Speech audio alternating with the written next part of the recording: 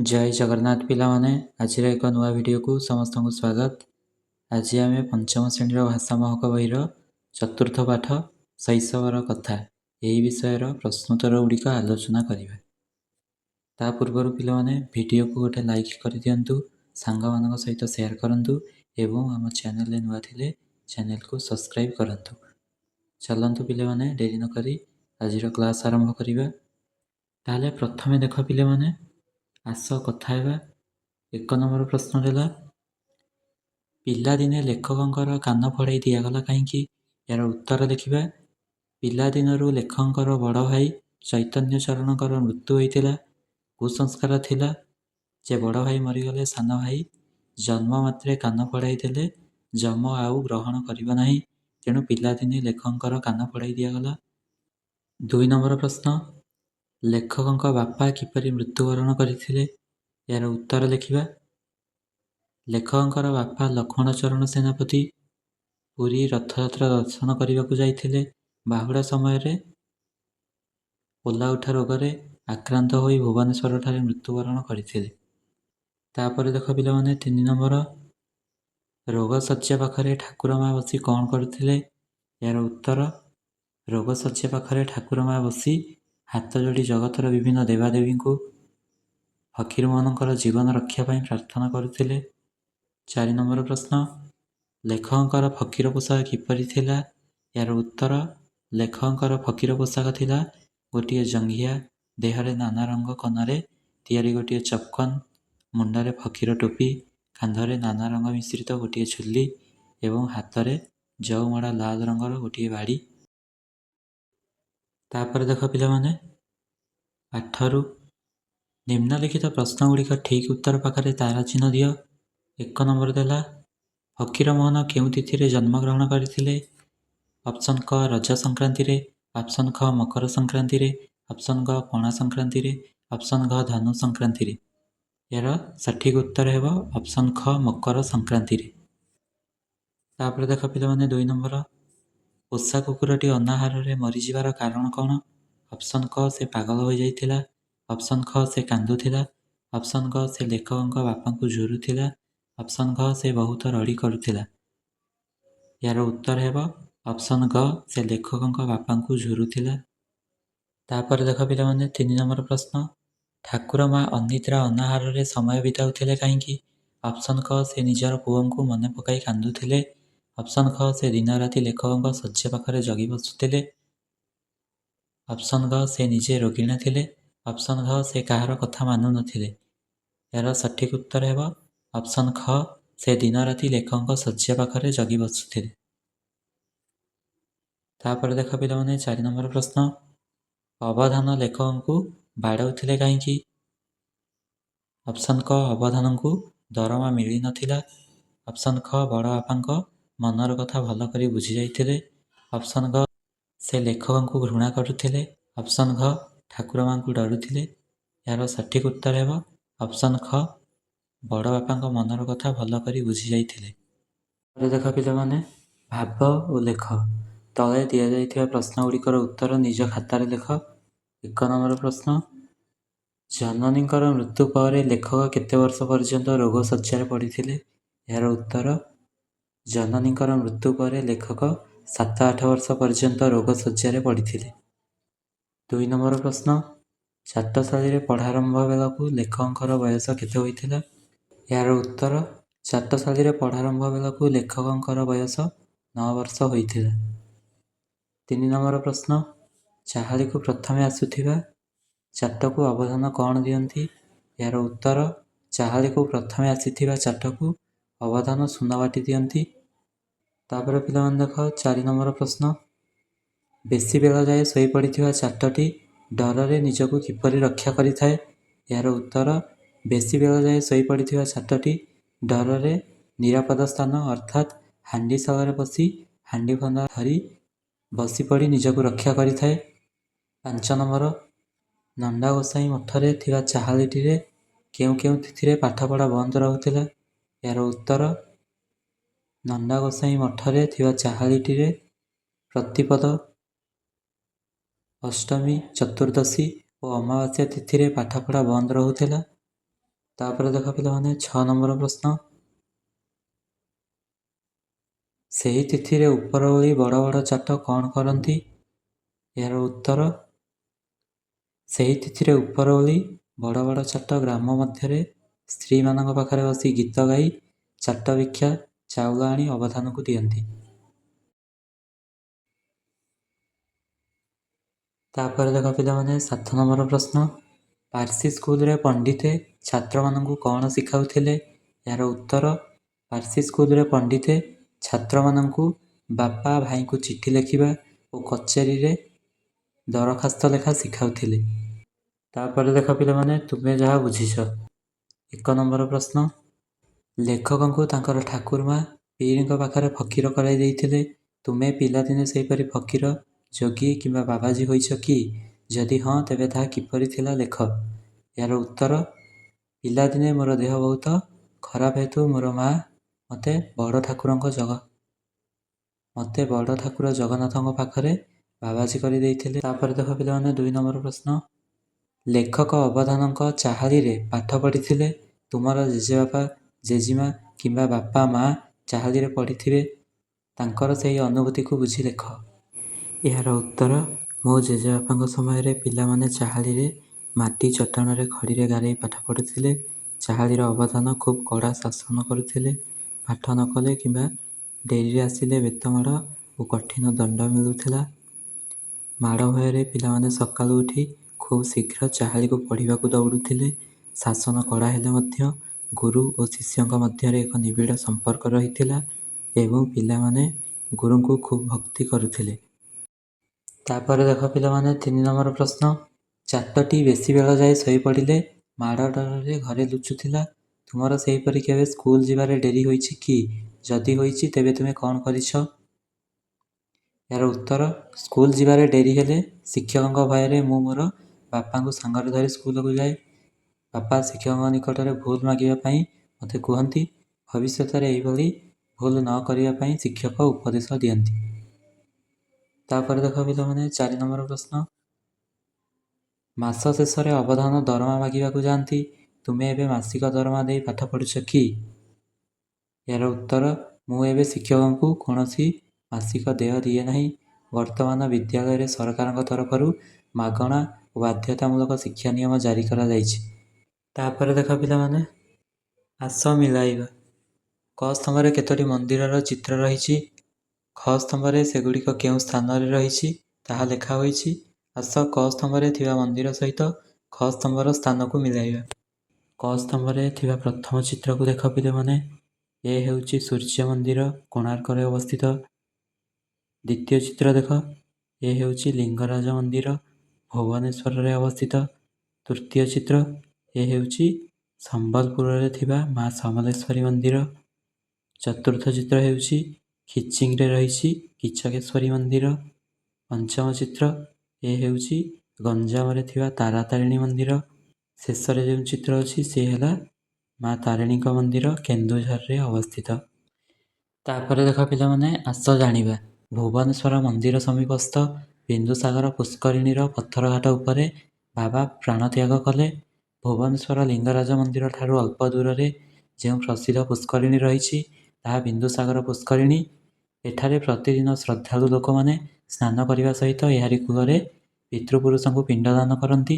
ତୁମ ଅଞ୍ଚଳରେ ଥିବା ଏହିପରି ପ୍ରସିଦ୍ଧ ପୁଷ୍କରିଣୀ ବା ତୀର୍ଥସ୍ଥାନଗୁଡ଼ିକ ବିଷୟରେ ସଂଗ୍ରହ କରି ତାର ଏକ ତାଲିକା ପ୍ରସ୍ତୁତ କର। ପିଲାମାନେ ଏହା ତୁମେ ନିଜେ କରିବ। ତାପରେ ଦେଖ ପିଲାମାନେ ଭାଷାର କଥା। 1 ନମ୍ବର ଦେଲା ଆହୁରି ମଧ୍ୟ ଢେର ଚାଉଳ ଅବଧାନେ ପାଉଥିଲେ।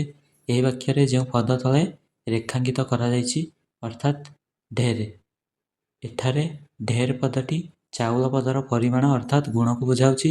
ଏହା ଏକ ବିଶେଷଣ ପଦ। ଚାଉଳ ପଦଟି ନାମକୁ ବୁଝାଉଛି, ତେଣୁ ଏହା ଏକ ବିଶେଷ୍ୟ ପଦ। ଏବେ ଆସ ଏହି ପାଠରେ ଏହିପରି ଆଉ କେତେକ ବିଶେଷ୍ୟ ଓ ବିଶେଷଣ ପଦ ରହିଛି, ସେଗୁଡ଼ିକ ବାଛି ତଳେ ଲେଖିବା। ଲେଖ ପିଲାମାନେ। ସୁସ୍ଥ ଶରୀର। ଏଠାରେ ଶରୀର ହେଉଛି ବିଶେଷ୍ୟ ପଦ, ତାକୁ ବିଶେଷିତ କରୁଛି ସୁସ୍ଥ, ତେଣୁ ସୁସ୍ଥ ହେଲା ବିଶେଷଣ ପଦ। ସେହିପରି ହେଇପାରିବ ସୁନା ଫାସିଆ। ସୁନା ବିଶେଷଣ ଏବଂ ଫାସିଆ ହେଲା ବିଶେଷ୍ୟ ପଦ।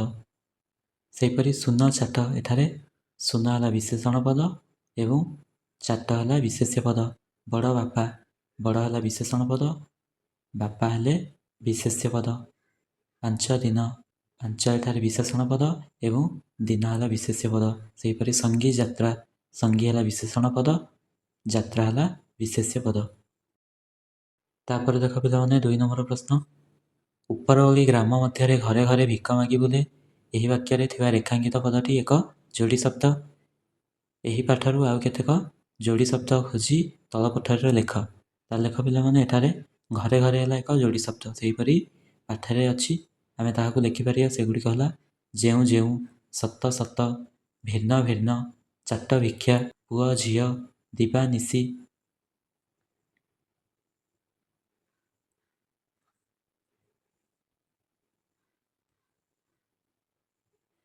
ତାପରେ ଦେଖ ପିଲାମାନେ 3 ନମ୍ବର ପ୍ରଶ୍ନ। ଅକାରଣ ବେତଟା ଧରି ମୋ ପିଠିରେ 10-12 ପାହାର ବାଡ଼େଇ ଦେଇଗଲେ। ଏହି ବାକ୍ୟରେ ଦିଆଯାଇଥିବା ରେଖାଙ୍କିତ ପଦଟିକୁ ଲକ୍ଷ୍ୟ କର। ଧରି, ଏହି ପଦଟି କାମ ଶେଷ ହୋଇ ନଥିବାକୁ ବୁଝାଉଛି, ଏଣୁ ଏହା ଗୋଟିଏ ଅସମାପିକା କ୍ରିୟାପଦ ଅଟେ। ସେହିପରି ଏହି ପାଠରୁ ଯେତେ ଗୋଟିଏ ଅସମାପିକା କ୍ରିୟାପଦ ପାଉଛ ତାହାକୁ ବାଛି ତଳେ ଲେଖ। ଅସମାପିକା କ୍ରିୟା ଅର୍ଥାତ୍ ଯେଉଁ କାମଟି ସରିନାହିଁ, କାମଟି ବର୍ତ୍ତମାନ ମଧ୍ୟ ଚାଲିଛି, ତାକୁ କହିବା ଅସମାପିକା କ୍ରିୟା। ତାହେଲେ ସେହି ଶବ୍ଦ ଗୁଡ଼ିକ ହେଇପାରିବ ଫୁଟାଇ, ଫୋଡ଼ାଇ, ଶୁଣି, ଶୁଙ୍ଘି, ଯତ୍ନ, ବସି। ଏଗୁଡ଼ିକ ସବୁ ଏହି ପାଠରେ ଥିବା ଅସମାପିକା କ୍ରିୟାପଦ। ତାପରେ ଦେଖ ପିଲାମାନେ ଖାଦ୍ୟପେୟ। ପୀରମାନଙ୍କ ପାଖରେ ଶେର୍ନି ବା ଶିରିଣି ଭୋଗ ହୁଏ। ଏହି ଶେର୍ନି ବା ଶିରିଣି ବିଷୟରେ ତଳେ ଦିଆଯାଇଥିବା ଜାଣିବା କଥାକୁ ପଢ଼। ତାହେଲେ ଦେଖ ପିଲାମାନେ, ଶିରିଣି ବିଷୟରେ। ସାଧାରଣତଃ ଆମର ସତ୍ୟନାରାୟଣ ପାଲା ପୂଜା ସମୟରେ ଏହି ଭୋଗଟି ପ୍ରସ୍ତୁତ କରାଯାଏ। ଏହାକୁ ପ୍ରସ୍ତୁତ କରିବା ପୂର୍ବରୁ ପ୍ରଥମେ ଗାଈ କ୍ଷୀର, ପାଚିଲା କଦଳୀ, ଗୁଡ଼, ଅଟା, ଚାଉଳ ଚୂନା, ଗୋଲମରିଚ, ଅଦା ପ୍ରଭୃତି ସଂଗ୍ରହ କରାଯାଏ। ଏସବୁକୁ ନେଇ ଗୋଟିଏ ନୂଆ ମାଟି ହାଣ୍ଡିରେ ପୁରୋହିତ ଏକାଠି କରି ଗୋଳାଇଥାନ୍ତି। ଶେର୍ନି ବା ଶିରିଣି ପ୍ରସ୍ତୁତ ହୋଇ ସାରିବା ପରେ ପୁରୋହିତ ତାକୁ ନେଇ ସତ୍ୟନାରାୟଣ ବା ପୀର ଠାକୁରଙ୍କୁ ଭୋଗ ଲଗାଇଥାନ୍ତି। ଭୋଗ ହୋଇ ସାରିବା ପରେ ଏହାକୁ ସମସ୍ତେ ଶ୍ରଦ୍ଧାରେ ପାଇଥାନ୍ତି।